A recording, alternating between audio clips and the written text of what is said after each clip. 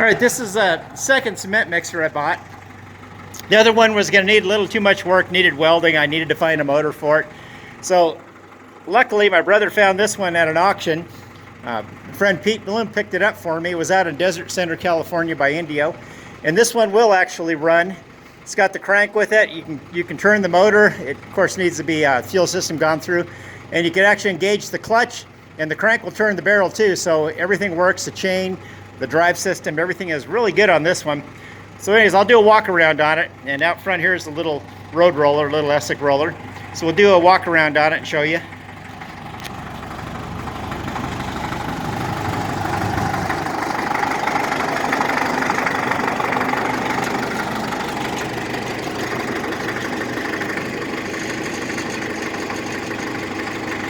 We already changed the front axle and the wheels on it because the ones that came on it were broken, but I had the parts off the other mixer, fortunately.